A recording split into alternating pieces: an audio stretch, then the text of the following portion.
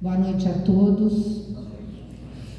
Hoje temos o prazer de receber a nossa querida palestrante, a Ana Maria Nogueira, que sempre vem nos presentear com o Evangelho de Jesus, com histórias lindas, mensagens maravilhosas. E o tema dela hoje é para ver o reino de Deus. Então vamos envolvê-la com todo amor, todo carinho e que possamos,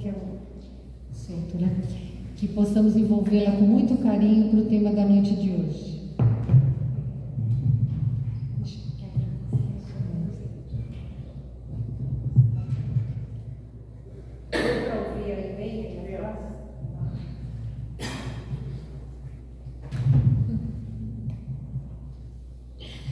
Boa noite, muita paz.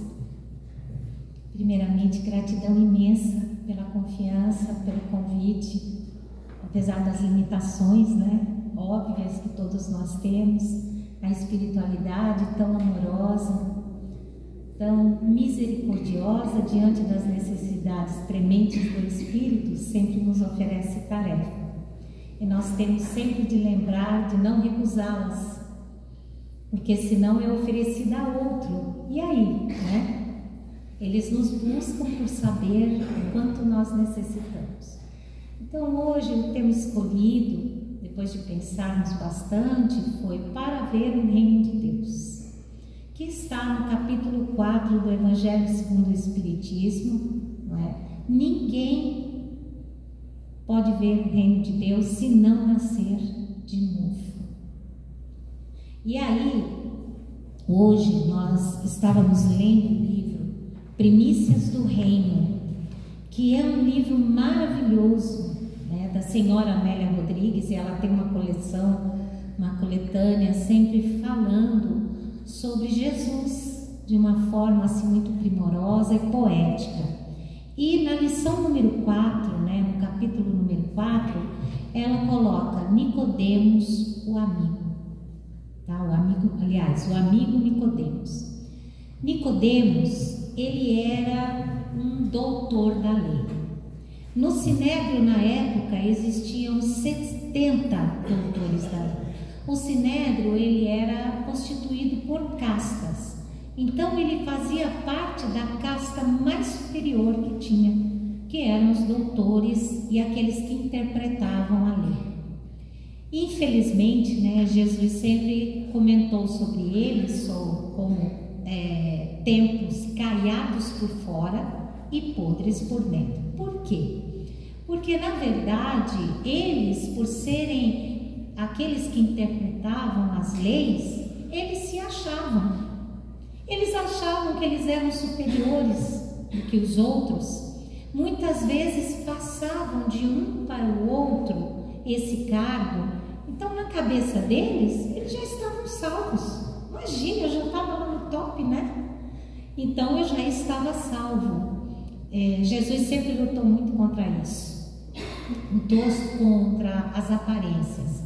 E hoje em dia, a gente tem que ficar muito atento, Porque senão nós somos os fariseus contemporâneos. Também mostramos uma coisa, mas na verdade somos outra.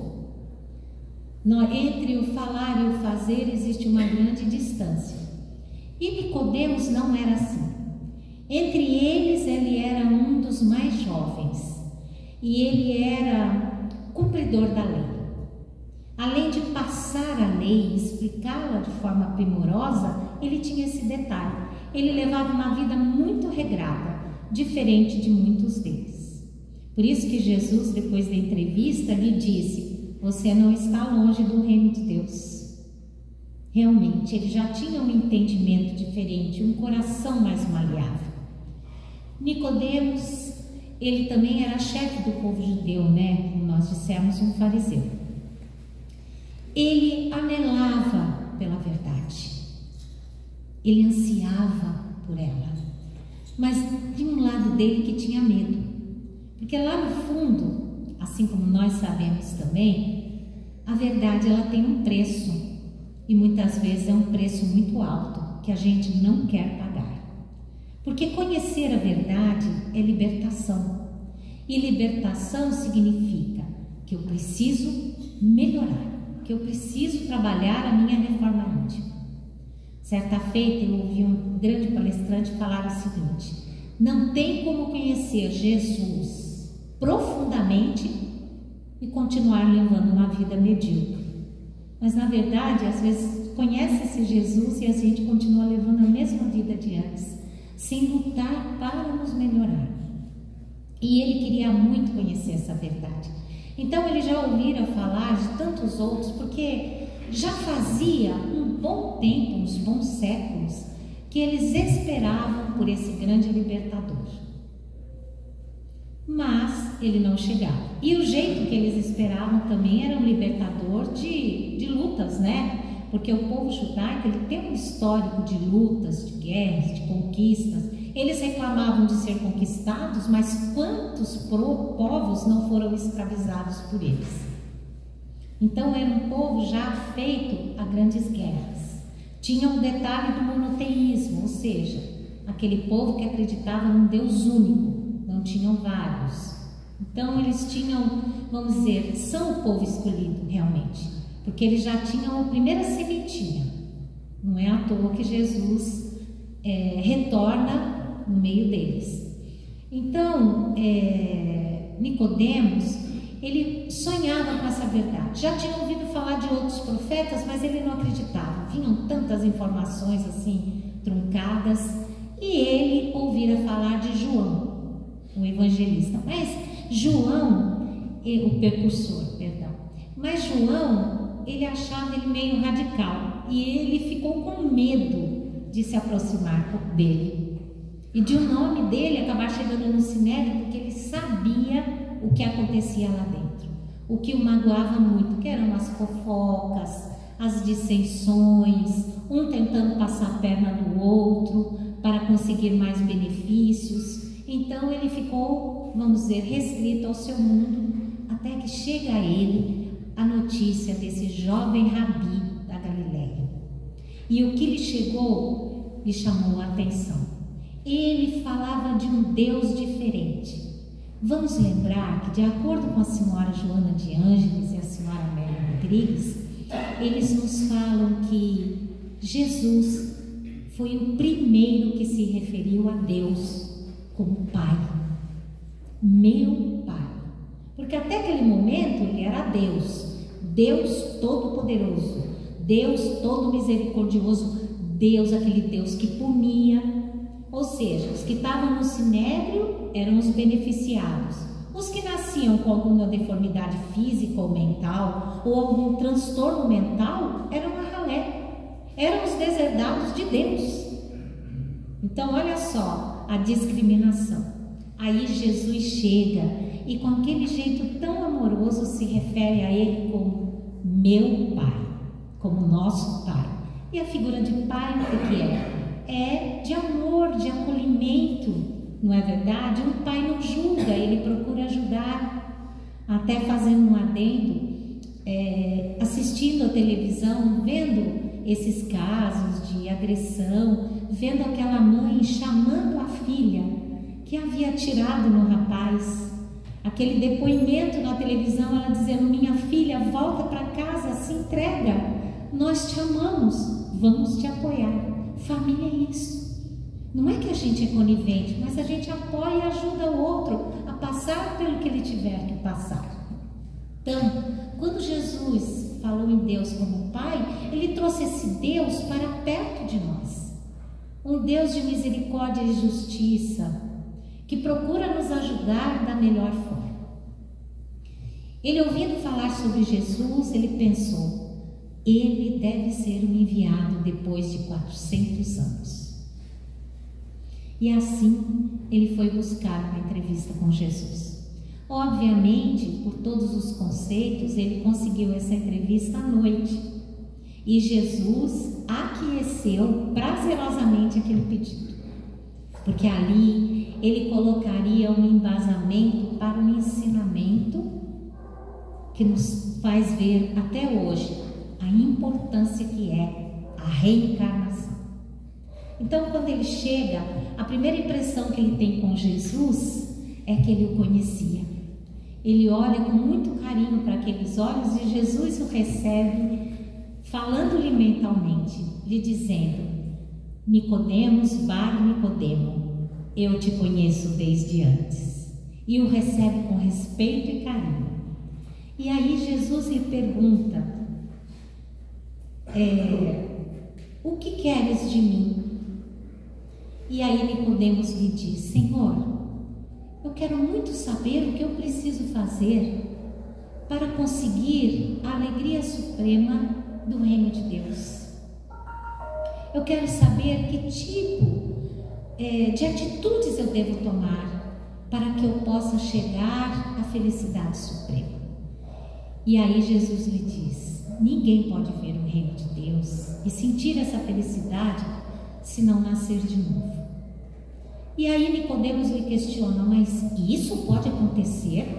Como é que um homem velho como eu pode entrar dentro do ventre de uma mulher e nascer de novo? Porque na hora foi o entendimento que ele tinha. E aí Jesus lhe fala sobre a necessidade de nascer da água e do Espírito. Por que a água e o Espírito? A água, porque para eles a água era tudo, era a vida. E a água tinha um significado do mundo material que eles estavam vivendo. E o Espírito, Jesus conclui: nasce do Espírito, o Espírito nasce do Espírito. Você não sabe onde ele sopra, nem de onde ele vem, nem para onde ele vai. Por quê? Ele quis dizer que vamos ter, como na reencarnação, alguém que nasce do Espírito, mas você não sabe quem ele é. É como um filho que a gente recebe em casa. Nós conhecemos esse irmão que está chegando? Não. Pensamos que conhecemos, mas ele chega até nós tenro, trazendo o esquecimento do passado e com muita maleabilidade que pode ser trabalhada. Tanto que no livro dos Espíritos, na parte da reencarnação, na questão 582, ele fala sobre a missão que é a maternidade e a paternidade, trazendo o pai e a mãe como missionários, que eles vão levar aquele espírito, conduzi-lo da melhor forma, amparando e instruindo. E aí nós vamos lembrar da importância dos exemplos, né? Porque como é que eu vou ensinar? Se eu não tiver coerência no que eu falo e faço, eles conseguem aprender alguma coisa? Fala a verdade, todos nós que estamos aqui. As maiores lições e os exemplos, tanto da parte boa quanto foi ruim, eles não falaram uma palavra, nós assistimos. E que estão gravados em nós. Coisas erradas e coisas certas, que ficaram conosco. Muitas vezes, diante daquele momento que nós vimos o erro, trouxemos para dentro de nós uma decepção com aquela pessoa que nós tínhamos assim como perfeita, assim como as coisas boas. Meu pai, por exemplo, eu até já comentei aqui, ele era um fumante contumaz. Ele nunca disse para nenhum de nós: não fume, porque ele dizia que não tinha moral para dizer para ninguém não fume, porque ele fumava na nossa frente. Então foram exemplos que trouxeram e nós não fumamos. Interessante isso, né? A gente não fuma. Por quê? Os exemplos, os outros exemplos que ele nos, os panfletinhos que ele deixou na casa, tudo isso nos chamou a atenção. Então, Jesus, quando trouxe ele e ele não entendeu, né? Eu estou tentando encontrar aqui porque eu já perdi, viu, gente? Eu sou assim. Eu trago, depois eu perco, tá? Aquele que não nascer de novo. Aí ele diz assim: como pode ser isso? Que ele pergunta para Jesus. E Jesus responde: és mestre em Israel e não sabes isso? Todos os que compulsam os velhos pergaminhos conhecem a trilha da evolução. Dizemos o que sabemos e testificamos o que vimos, e não aceitais o nosso testemunho. Então, nesse momento, ele começa a falar sobre a reencarnação. E aí Jesus testifica com essa conversa, por isso que essa conversa com Nicodemos era tão importante. E essa conversa aconteceu, foi interessante, com o discípulo que o pessoal sempre se refere a ele como o discípulo que Jesus amava, que era João. João era muito criança quando chegou próximo a Jesus. Ele devia ter entre 13 e 14 anos. Então ele era muito jovem. E João, naquela adolescência, assistiu a conversa entre os dois. E depois ele relata brilhantemente isso. E aquilo foi tomando a sua mente, né? O tempo se passou, né? E Jesus nos prometeu o Consolador. E aí nós chegamos nesse momento que nós estamos. Nós estamos aqui no mês de outubro, e 3 de outubro de 1804 reencarna o grande professor Rivaio lá na França. Ele era professor de matemática que nem eu, né? E lá na França ele é conhecido como o grande pedagogo professor Rivaio. Ele tem livros que falam sobre o ensino da matemática. Ele era uma pessoa assim, ele tinha um ceticismo, não é? Mas ele veio nos trazer a testificação da pluralidade das existências, que é de uma misericórdia infinita de Deus para conosco. Ele conhece as nossas limitações, ele sabe das nossas necessidades. Então, quando eu reencarno, o que eu venho fazer? Eu venho me burilar e aprender com o que está à minha volta. Por isso que quando a nossa querida amiga aqui falou sobre a família, existe cadinho de maior burilamento que a nossa casa. Porque conviver com os colegas aqui, né? É tão fácil encontrar os amigos. Às vezes a gente tem algum problema na profissão, mas a gente termina o dia, tchau, eu vou embora para casa. Eu não preciso viver com o outro. Difícil é quando você tem que viver com o outro. Tem que viver e compartilhar a existência com o outro. Tem até um texto aqui, olha. Tem um livro do André Luiz Peixinho, no capítulo 6, ele fala, o livro é As Bem-aventuranças e Outras Belezas Espirituais, e ele fala uma coisa muito interessante: para ver o reino de Deus, é preciso limpar as nascentes do sentimento, de há muito contaminadas pelos interesses e paixões, pelos prazeres egóicos, pelas sensações materializantes, e pior ainda, pela supremacia das emoções da revolta, da mágoa, do apego, da tristeza e etc. Tantas outras que caminham conosco. O ciúme. Por exemplo, quando Jesus falou, nem só de pão vive o homem, ele estava falando do quê? Da parte dos bens espirituais. E quando a gente fala em apego material, a gente não está falando só o apego à vida material. Às vezes o apego em excesso a um filho é um apego material. Quantos que há que desencarnam que não conseguem sair de casa preocupados com os filhos? Apegado ao sentimento com o marido, isso é um sentimento de posse e é material. Não precisa ser algo que toque. É tudo que está aqui na terra, tudo que está no meu externo. Por isso trabalho dentro dos bens imperecíveis do espírito. E aí nós estamos estudando na nossa casa agora o livro Os Missionários da Luz. E para falar um pouco da reencarnação, que esse nosso grande Allan Kardec nos trouxe, nós vamos usar esse livro e falar do benefício desse ver o reino de Deus através da reencarnação. No capítulo 12, 13 e 14, olha, esse livro foi psicografado, foi editado na década de 40. Na década de 40, no capítulo 13, Reencarnação, que é um clássico da doutrina espírita, que é a reencarnação de Segismundo, o Chico coloca lá que quem escolhe o sexo da criança é a mulher. E imagina na década de 40 o que foi isso. E isso, menos de 20 anos atrás, a ciência comprovou que existe no óvulo um código genético, porque a mulher já reencarna com os 500 óvulos, já reencarna com eles. Então existe um código genético e esse código é aberto por um determinado espermatozoide, apenas um, que vem exatamente para abrir aquele código. Então aquilo já vem preparado. E aí nesse livro, na época, a comunidade médica caiu matando em cima do Chico. Você já imaginou o que ele passou? Olha a coragem do Chico Xavier. Falar de algo que na época era um absurdo.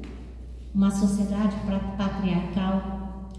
Mas isso é o de menos. Nós vamos falar nesse livro, e se vocês conseguirem ler, é maravilhoso. É um tanto quanto assim trabalhoso, difícil, muitas vezes você tem que ler até com o dicionário do lado. Mas é muito interessante, porque nesse livro ele faz um trabalho junto ao benfeitor Alexandre, que é um missionário da luz.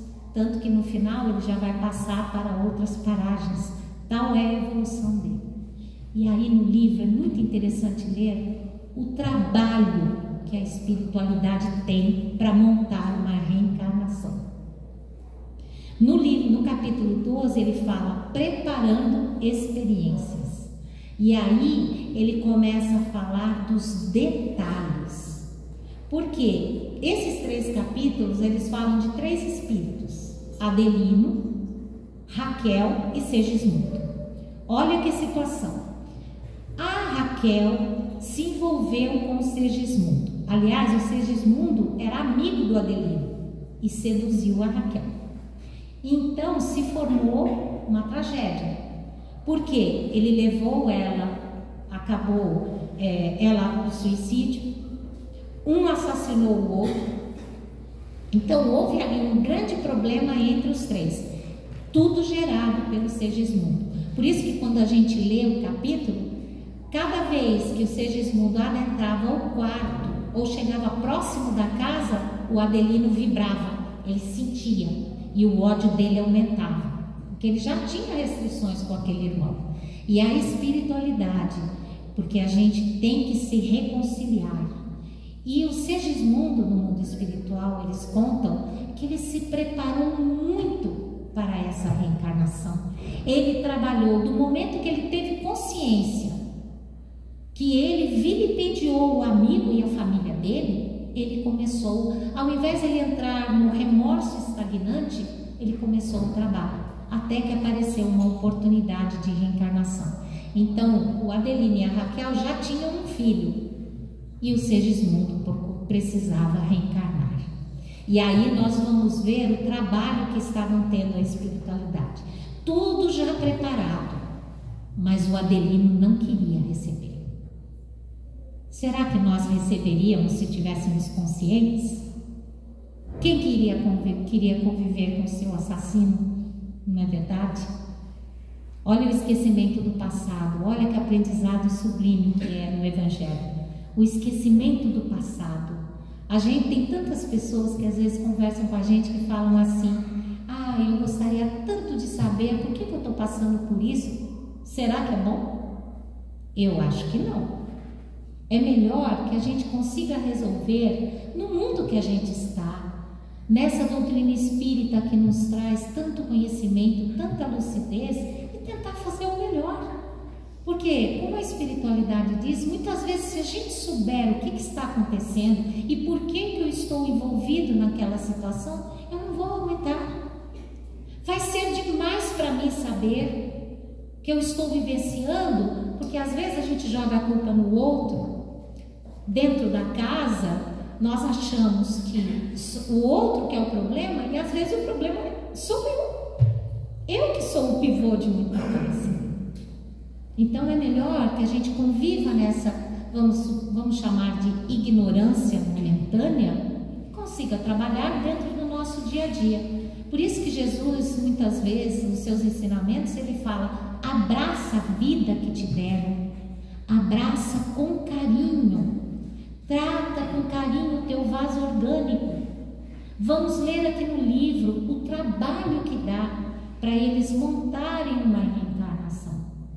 Aqui no capítulo 12 ele fala que na generalidade, quando a gente ainda está muito vacilante, sem muito conhecimento, eles preparam determinadas encarnações, você reencarna, mas você não participa da reencarnação, porque você nem está preparado. É que nem escolher um vaso físico. Às vezes você precisa vir com alguma limitação física, você vai escolher vir? Dependendo da tua evolução, você pode dizer, não quero. Mas é uma necessidade, porque se você não tiver aquela limitação, você não consegue entrever outros detalhes, você não consegue trabalhar esses bens imperecíveis do espírito. Nós sabemos que essa tríade é nefasta: beleza, inteligência e riqueza. Essas três coisas conseguem fazer com que a gente se perca. Tá tudo tão fácil, tudo fica muito fácil, você se perde. Então as limitações, muitas vezes na aparência, ou financeiras, ou na inteligência. E olha, gente, eu que estou na educação, nunca vi tantas crianças com limitação na inteligência como agora, com tantos problemas na área do aprendizado. Nunca vi tantos autistas. Tem salas minhas que tem 3, 4 autistas, em vários níveis, inclusões. Então, ele vem por quê? Ele vem para o seu aprendizado, porque o espírito está necessitado naquele momento. Então, quando eles preparam a reencarnação, na maioria das vezes, não se participa, porque se eu for participar, eu vou fazer escolhas que não são boas para mim. E aí a misericórdia de Deus é muito atuante. Ela faz com que as escolhas nos beneficiem. Por isso que nós temos que nos lembrar que as escolhas, o que nos acontece, isso não vem para nos empatar a vida. Pelo contrário, vem para nos impulsionar, para nos empurrar, para fazer com que a gente consiga caminhar dentro desse processo evolutivo. Então é preparada em detalhes.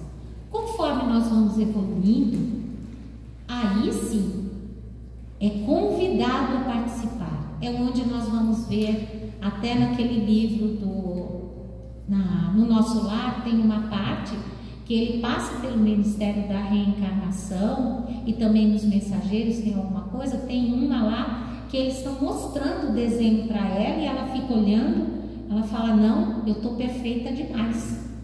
E ela vai conversar e pede para vir com uma perna mais curta que a outra, que ela achou que ela estava muito bonita. Ela falou, não, eu quero claudicar a vida inteira para me lembrar o que eu fui fazer na Terra, porque senão a gente esquece. Olha o fator dor, como é que é importante. Mas isso, só espíritos que caminham mais, que têm mais lucidez. A maioria de nós quer as facilidades. A facilidade faz a gente andar na zona de conforto. Então você vai caminhando a vida inteira, e aí nós vamos ver tantas crônicas que nos chegam do irmão X, falando do quê? Falando de espíritos que acham que fizeram muita coisa, quando chega do lado de lá não fez nada. Espíritas.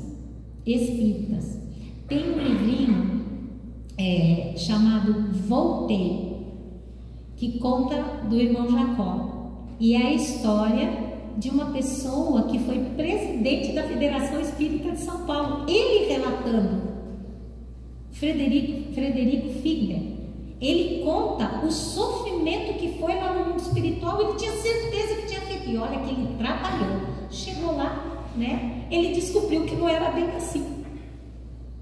Às vezes a gente acha que está fazendo muita coisa. Pensa bem, quanto tempo, às vezes inútil, a gente tem.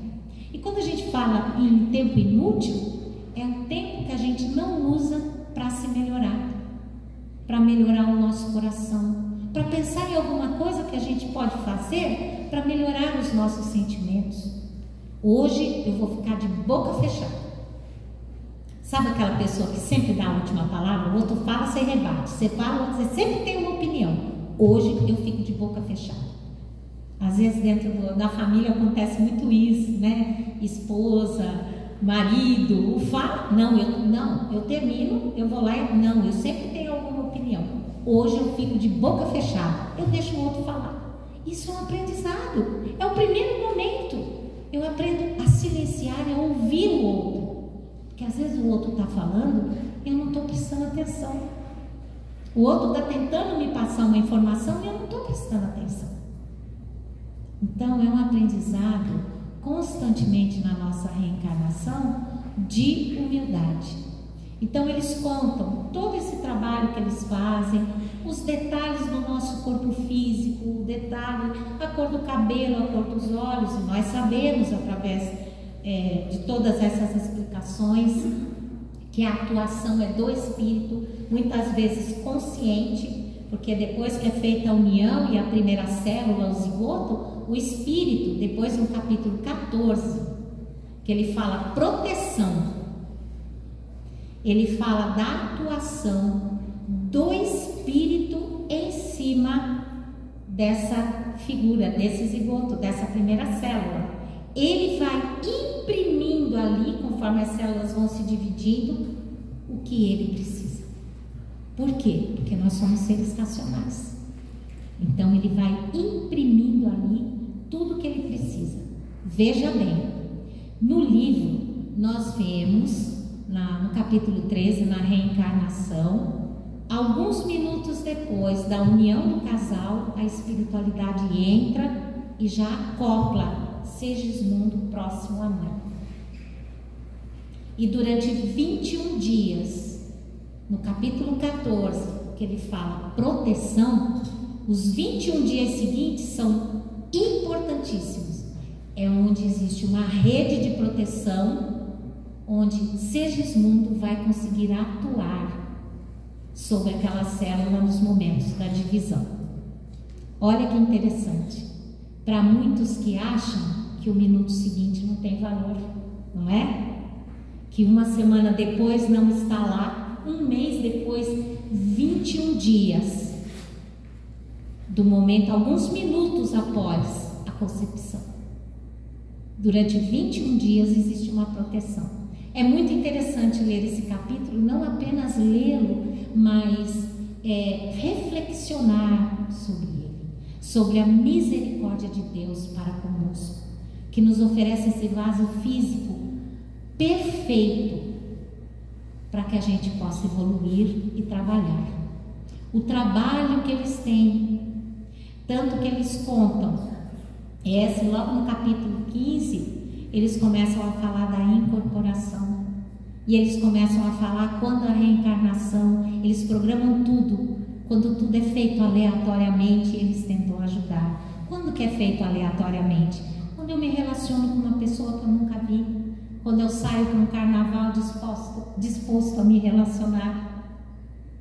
Então eles falam sobre tudo isso. É um livro difícil, mas é uma coisa muito importante para todos nós, para a gente entender como Deus trabalha para nós e os benfeitores também.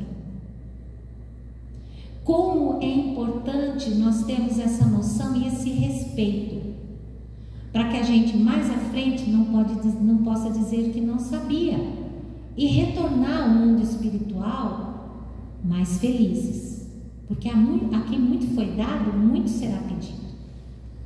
Lá dentro de nós sabemos muito bem o que é certo e o que é errado. Então, nós devemos todos os dias reflexionar sobre a nossa existência e o que estamos fazendo nela. Eu já estou muito velho, agora não mudo mais, sou que nem Gabriela, né? A síndrome da Gabriela, eu nasci assim, eu cresci assim, agora mudar, sempre há tempo. Vamos nos lembrar, a senhora Amélia Rodrigues conta a história de Dimas. Dimas, que a gente conhece como bom ladrão, né? Pois é, Dimas, ele era um homem que cresceu com uma mãe solteira. Imagina uma mãe solteira na época do Cristo, como é que não é? A discriminação que não é, porque mulher e criança naquela época era objeto de troca. Então ele cresceu com aquela mãe fazendo os maiores sacrifícios. Era uma mulher muito correta, que criou ele dentro da lei, mas o Dimas tinha uma ânsia de ter as coisas, ele queria ter. Então o que ele fez? Ele passou a vida inteira roubando. E ele começou cedo. A mãe percebia, chamava-lhe a atenção, mas ele só abraçava e beijava.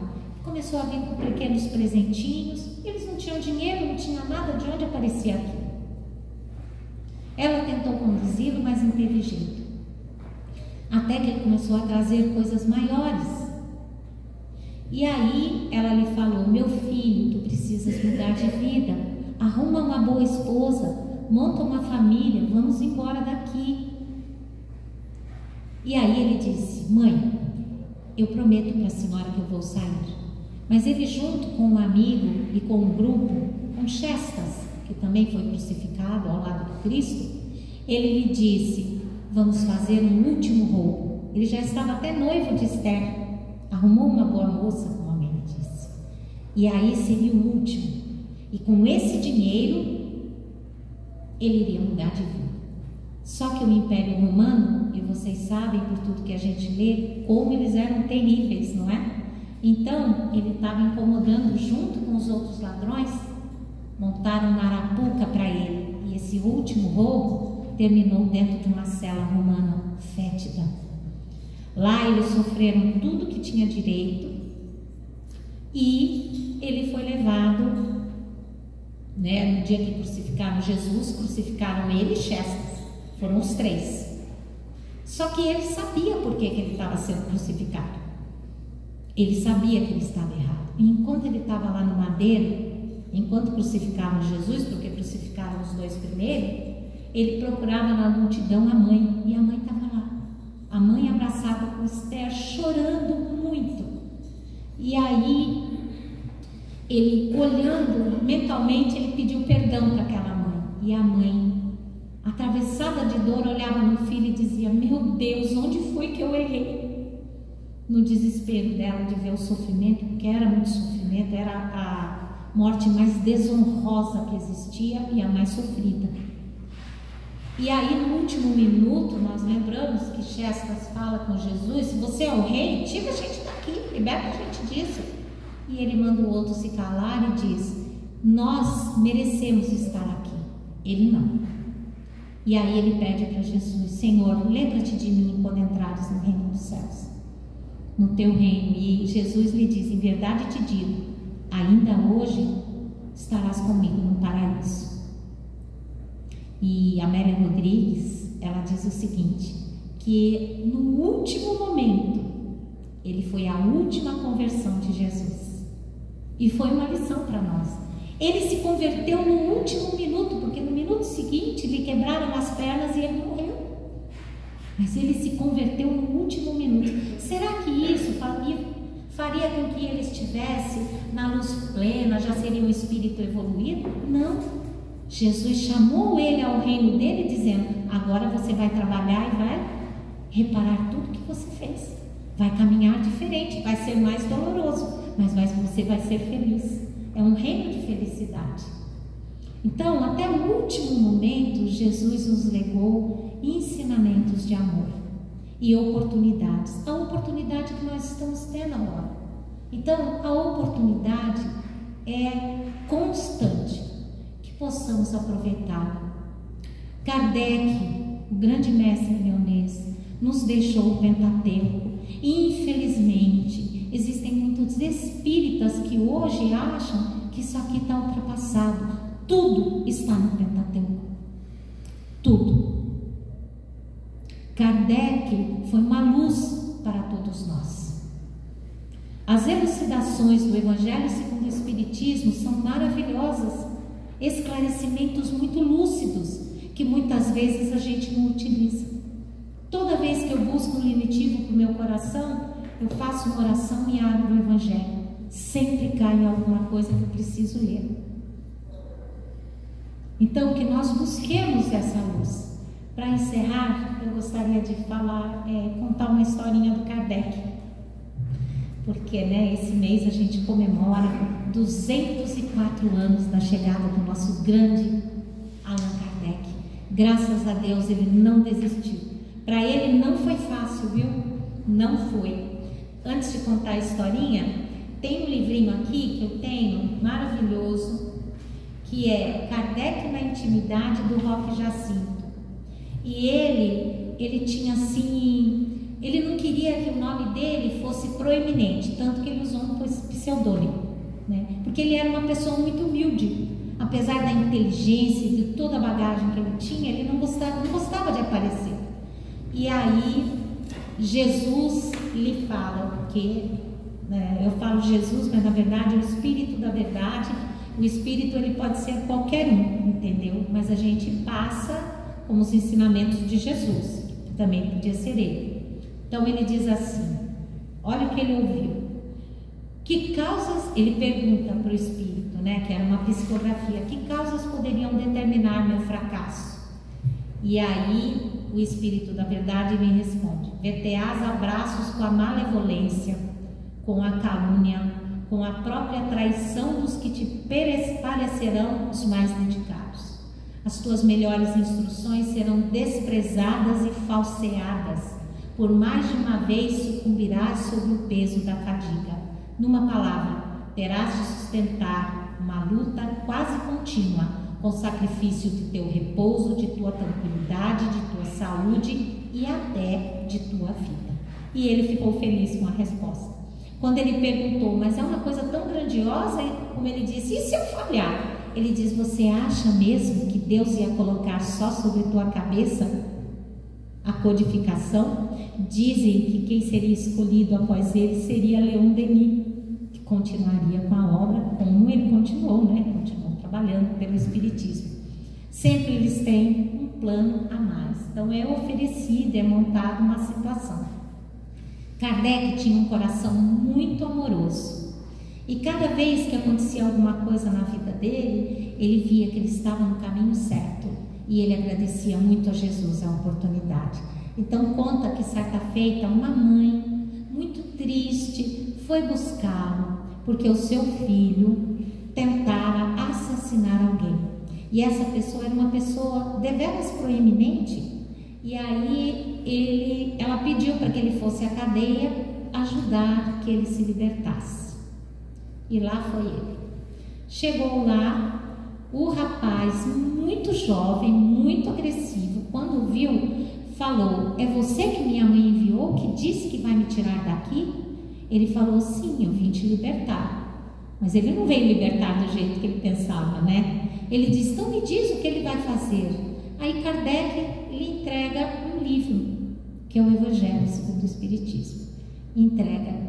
Ele olha e fala assim: mas você vai me entregar um livro? Ele falou: sim, o tipo de libertação que eu vim a te oferecer é este. É conhecimento e luz. Ele falou: eu não quero isso, eu quero sair daqui. E aí Kardec lhe questiona: mas se você sair daqui, o que você vai fazer? Ele falou: eu vou terminar o que eu comecei. Ele me ofendeu e me humilhou. Eu vou terminar o que eu comecei, eu vou matá-lo. Ele diz: enquanto você estiver com esse coração cheio de ódio, é melhor que tu fiques aqui, para que não se comprometas mais. O rapaz falou muitas coisas, o ofendeu, mas Kardec lhe entregou o livro. Quando ele foi sair, ele ainda segurou no braço dele e falou: quer dizer que você vai me manter preso aqui, não vai me ajudar? Ele falou: já estou te ajudando. Virou e se foi. O tempo passa, alguns anos passam. Um dia, Kardec está em sua casa quando ele recebe a visita de alguém, e a sua esposa Gabi o faz entrar e ele lhe diz: pois não. Ele disse assim: eu vim aqui lhe pedir uma ajuda, eu preciso que o senhor me acompanhe até a casa de um amigo muito querido que está à beira da morte, e eu gostaria que o senhor me ajudasse a fazer uma prece, estivesse lá, falasse alguma coisa para ele. Kardec fica olhando para ele e fala assim: eu acho que eu te conheço. Ele falou: sim, você me conhece, há muitos anos na prisão tu me entregaste um livro. Ele falou: mas é você? Ele disse: sim, e esse livro me trouxe luz e lucidez. Eu entendi o que eu sentia e eu perdoei quem me ofendeu. Eu perdoei tanto que ao sair da prisão, anos depois, eu fui buscá-lo em sua casa e me ofereci para trabalhar junto a ele, ajudando-o. E assim ele também conheceu a luz. E agora ele está no seu leito de morte. E ele é meu querido amigo. e eu vim aqui te buscar para que tu faças uma prece junto comigo. Nesse momento, Allan Kardec se emociona muito e o seu coração se enche de alegria, agradecendo a Jesus a oportunidade, porque diante de várias vezes ele viu a importância que tinha essa doutrina de amor. É uma doutrina de amor, que abracemos-la com alegria, com ânimo. Ser espírita não é aquele que vive de maledicência, não é aquele que aponta o companheiro que trabalha ao lado, não é aquele que está numa casa espírita e por causa de uma rusga vira as costas e vai embora, que fica magoado com qualquer coisa. Não, ser espírita é viver com alegria, é viver com coerência, é ter a fé raciocinada e não acreditar em tudo que lhe chega. Pensem antes, porque infelizmente existem muitos que estão falando coisas horríveis e transviando a nossa doutrina. Que possamos amá-la e segui-la com respeito e dignidade, dignificando o nome de verdadeiros cristãos, porque o espírita e o cristão são a mesma coisa, como se diz no Evangelho. E que Jesus abençoe os nossos propósitos de servir em nome do amor. Finalmente, depois de tanta imprudência, conseguir mais uma oportunidade como trabalhadores da última hora. Gratidão imensa por terem me ouvido na noite de hoje.